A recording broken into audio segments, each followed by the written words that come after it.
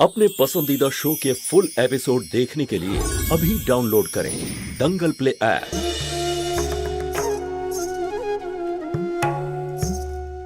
ছাড়ো আমাকে। দেবিকা আমার কথা শোনো প্লিজ, আমার কথা। নিজেকে কি মনে করো তুমি? দেবিকা, দেবিকাকে কেউ ছেড়ে দেয় না, বরং দেবিকা মানুষকে ছেড়ে দেয়। লিসেন দেবিকা, প্লিজ আমার কথা শোনো। আমরা একটু শান্ত হয়ে কথা বলি ব্যাপারে। আমি তোমার সাথে কথা বলবো? My foot. আচ্ছা দেবিকা, আচ্ছা I am sorry, I said I am sorry. আমরা ভালো বন্ধু তো হতে পারি, জাস্ট ফ্রেন্ডস। ফ্রেন্ডস? ফ্রেন্ডশিপের মানে কি জানো তুমি? দেবিকা আমার কথা শোনো। দেবিকা, তুমি আমাকে আটকানোর চেষ্টা করছো। দেবিকা একবার শোনো আমার কথাটা। দেবিকা। দীপু, আমি আসছি। দিদি,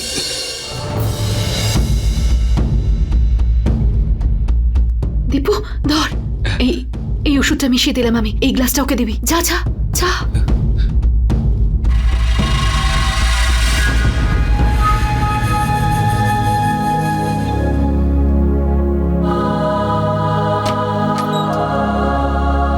উদয় বাবু,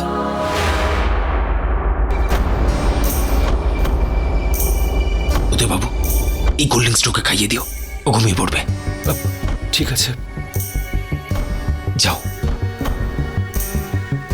Devika, listen to me Devika, আমরা একটু শান্ত হয়ে এই ব্যাপারে কথা বলি। কথা বলার আর কি বাকি আছে? আচ্ছা ঠিক আছে, অন্তত এই ড্রিঙ্কটা তো নিয়ে নাও, বিশেষ করে তোমার জন্য নিয়ে এসেছি। Devika doesn't drink. না না, তুমি ভুল বুঝছো, এটা শুধু cold drink. Look Devika, I still care for you. তুমি বলছিলে না যেখানে দম বন্ধ লাগছে, সেই জন্য এই ড্রিঙ্কটা আমি আনিয়েছি। প্লিজ এটা খেয়ে নাও,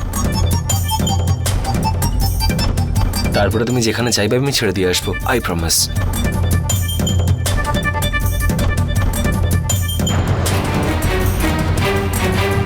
প্লিজ এটা খেয়ে নাও, আর তারপর যদি চাও তোমার সামনেও আসবো না। প্লিজ দেবিকা, বাইরে আমার ফ্যামিলি আছে, ফ্রেন্ডসরা এসছে, তুমি এরকম করো না। এই ড্রিঙ্কটা খেয়ে নাও প্লিজ।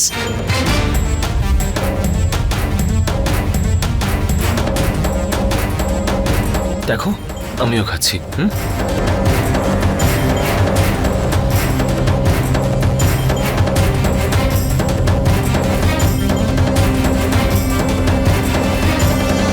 আচ্ছা, জ্যোতির বোনের সাথে উদয়ের কিছু চলছে নাকি? ঝগড়া টগড়া? জানি না, মনে তো তাই হচ্ছে। কিন্তু ও নিজেকে দেবিকা বলছিল কেন? ওর নাম তো স দিয়ে কি যেন একটা ছিল, মনে পড়ছে না। সুধা। অ্যাকচুয়ালি সুধাকে আমরা ভালোবেসে মাঝে মাঝে দেবিকা বলেও ডাকি। Hi aunty. হ্যালো।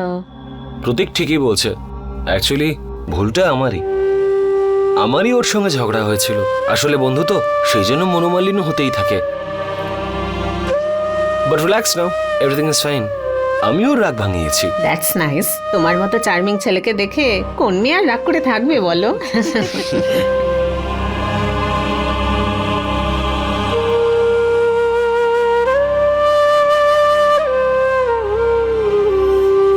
সুধাটা তো এখনো এলো না মা। আরে কমল, ওটা অনুষ্ঠান বাড়ি, ভাই বোনরা একসাথে বসে গল্প করছে, আর দীপু তো আছে সুধার সাথে। দীপু ওকে সামলে নেবে, চিন্তা করিস না। দীপু,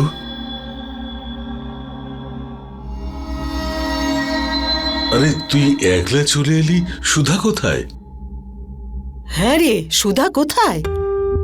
ঠাকুমা, সুধা আসলে দিদির বাড়িতেই রয়ে গেছে, আজ যাতে ওখানেই থাকবে। কেন? এ কয়েকদিনে আরাম ছাড়া বুঝি আর ঘুম আসছে না? নাকি এই বাড়িতে আর ঘুম হবে না ওর?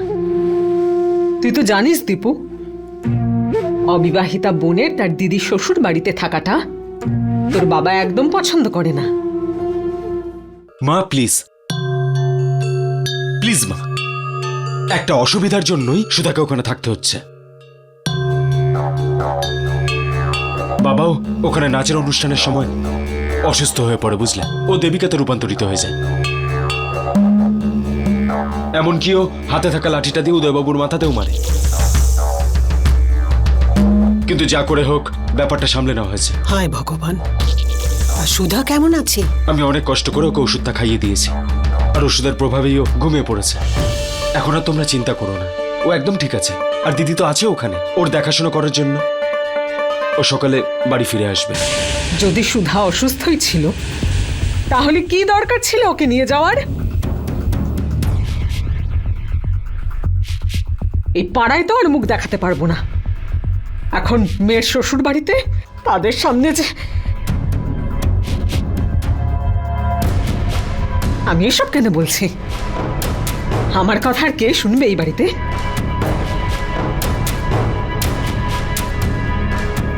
যা ইচ্ছা তোমাদের তাই করো।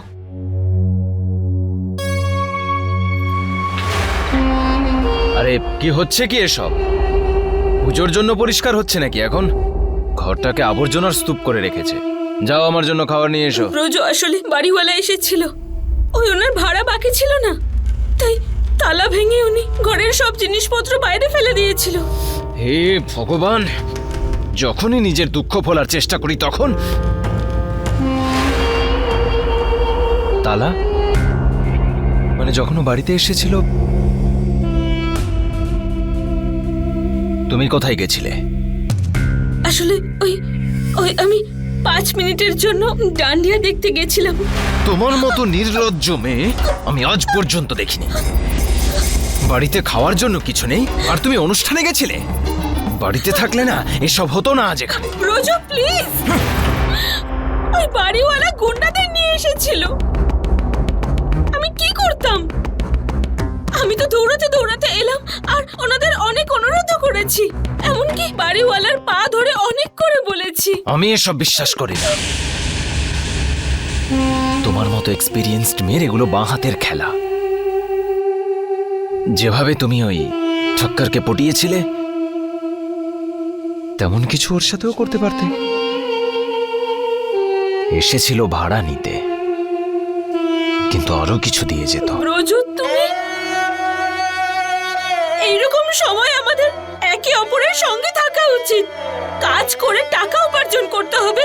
আর আমি তো কি আমি সব কিছু তোমার জন্য হয়েছে। শিল্পী মানুষ আমি, যখনই রেওয়াজ করার চেষ্টা করি চোখ বন্ধ করে বসি তখন নিজের স্ত্রীকে অন্য কারোর পাশে দেখতে পাই। আরে কিভাবে করব কাজ? পাগল হয়ে গেছি আমি।